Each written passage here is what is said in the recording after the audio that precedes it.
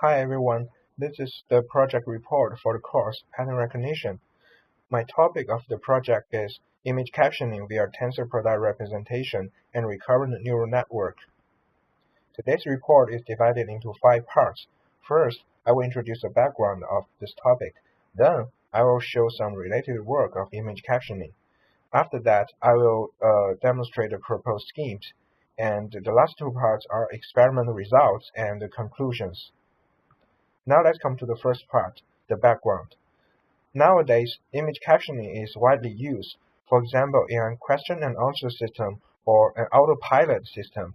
People need an image captioning system to help them get the information from the visual data quickly and accurately. In some other scenarios like intelligent TV, people want to have some background information of an unseen image or a video. So, what is image captioning? Image captioning is the task to automatically describe the content of a given image. It's supposed to generate a sentence of the image, such as the object's characters or the activities undergoing. For example, in these pictures, those generated image captions are describe those activities in the image. For example, 2 hockey players are fighting over the puck. Now let's come to the second part, related work. To solve this problem, people have proposed 2 kinds of approaches. The first one is called the retrieval approach. In retrieval approach, image captioning is recognized as a ranking or retrieval problem.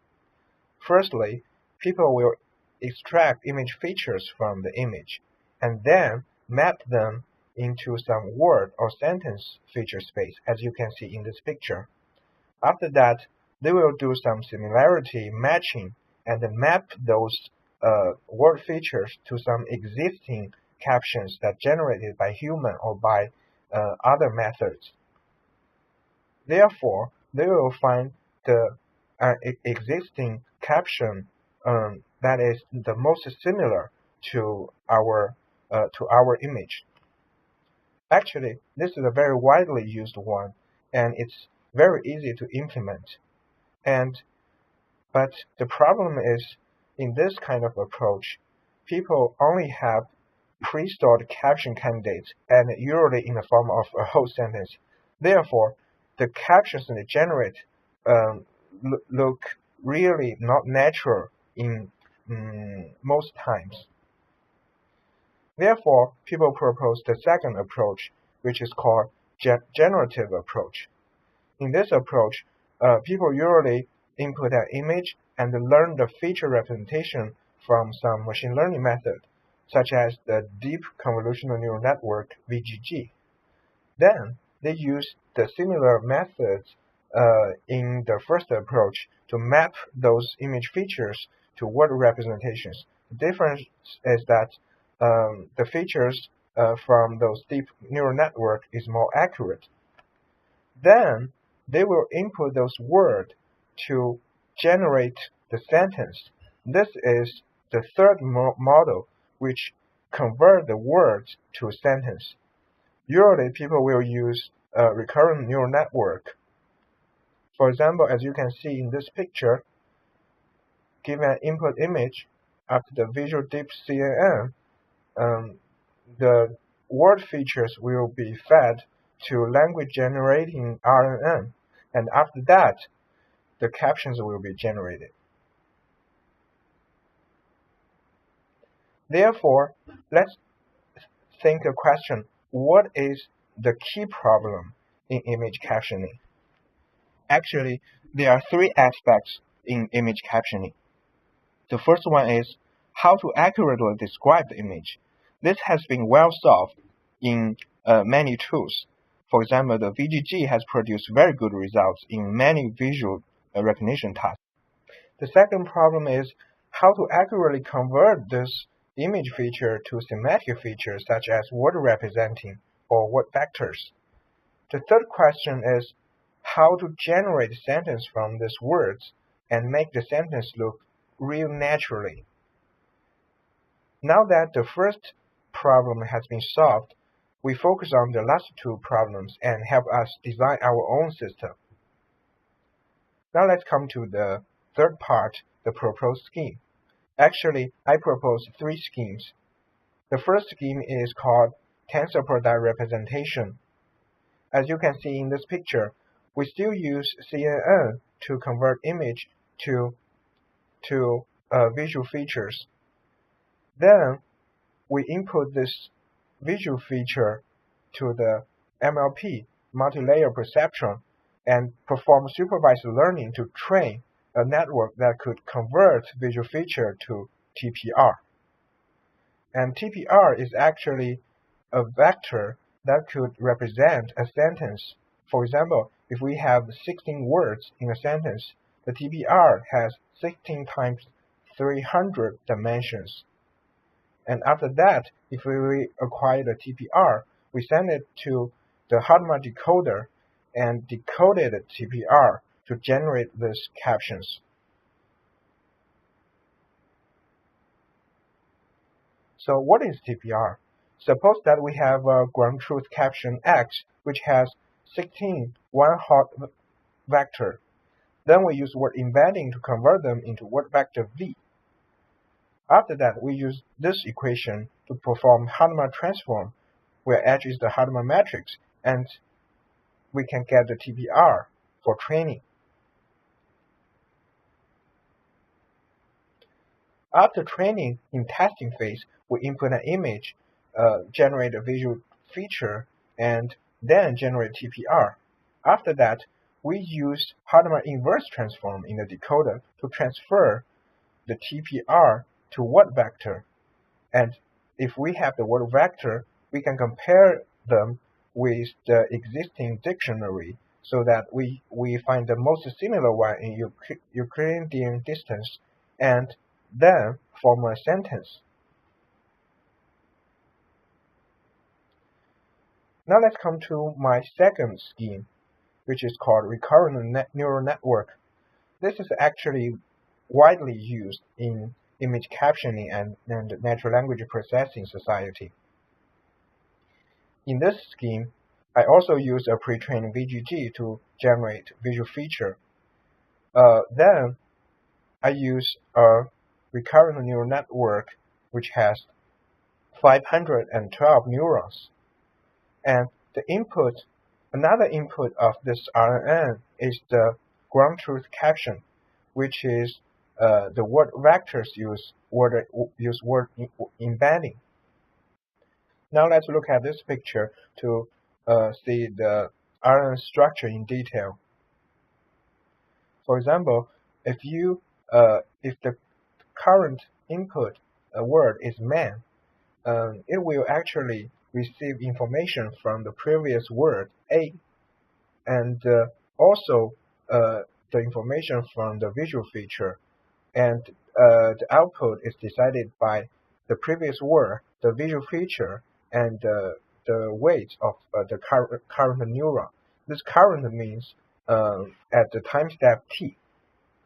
In this way, this RNN unit will learn the probability distribution of the next word given previous one, as well as the image features. Therefore, in this case, this system will generate a sentence in a more natural way because the relationship between words in a sentence is depicted. Now let me introduce the third scheme, TPR plus RNN. This is the combination of the previous two schemes. The difference is that we combine the TPR and the visual feature together and just put them in one vector and use this as the input of RNN instead of the pure visual feature in RNN scheme. The intuition behind this is that we assume TPR is supposed to provide some good word candidates to help refine the learning process of the RNN. Now let's come to the fourth part, the experimental results. In our experiments, we used the widely used dataset Microsoft COCO. In this dataset, there are roughly 80,000 training examples and about 40,000 validation examples. And each example has an image with 5 captions. For example, in this picture, this image has an image ID and corresponding ground truth caption, a bus sitting next to a tall building. With this information, you can train the network you want. And in our evaluation, we use 2 metrics. The first is called Blue1, and the second one is called Matter. Basically, those 2 scores are between 0 and 1, and the larger, the better. Now let's look at some typical results from some typical images. The number in the arcs are actually Blue1 score. For example, in this picture, the sentence with the number 1 is generated from the RNN scheme, and the second one is generated from our TPR plus RNN scheme. We can see that all these captions do make some sense. For example, a group of people walking across the street, there are some people. And in this one, a living room filled with furniture and TV, its Blue1 score is very high. But also, there are some false examples. For example, I input some unseen images from the internet, which is totally new. And for this one, this is actually a basketball game, but the RNN produced a result saying a group of people playing tennis. So this is completely wrong. And this is actually a concert by a singer, but there is no description about singing or guitar. So from those results, we can see that TPR alone is too rough. So the result is not very pleasing, and RNN is quite good, and while TPR plus RNN is worse than RNN due to lack of enough training and fine-tuning. We can see some bad results. For example, this one, the RNN for this one is actually very good, but the TPR plus RNN is not very good. It's only 0.3. This is due to because the limitation of computing resource. I only trained them for 500 articles, which is not enough. But TPR has some positive effects in the combined TPR-RNN scheme. For example, if you look at this picture, the caption generated by TPR-RNN has a higher score because it has this keyword dirt. So this means TPR has some positive effects to provide more accurate candidates of words. Also, we noticed that both methods does not work very well on internet images. So this is probably the limitation for all current frameworks. We also test on the whole Microsoft validation dataset to see the score. And from this, we can see that the RNN score is quite good, which is very close to the state-of-the-art multimodal RNN, and is also not far from the best method in the world. But we can also see that the TPR-RNN method is not very pleasing.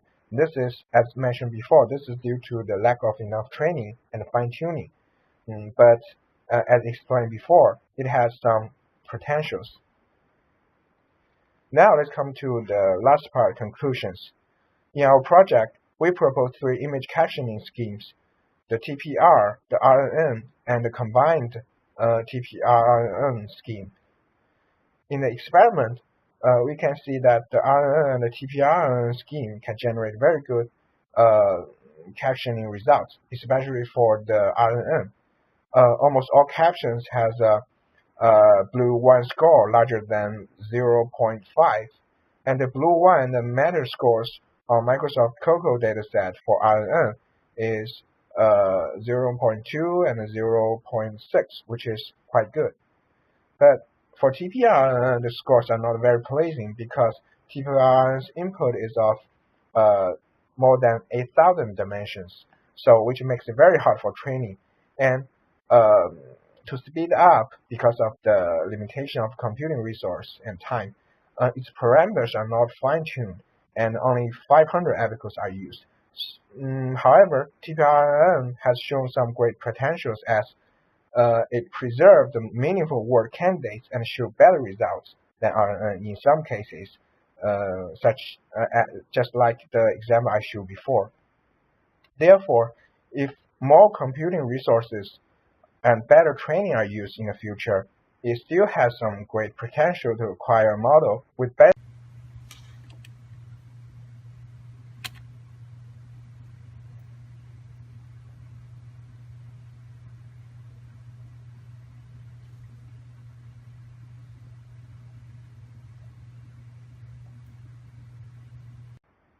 So this is the end of the presentation.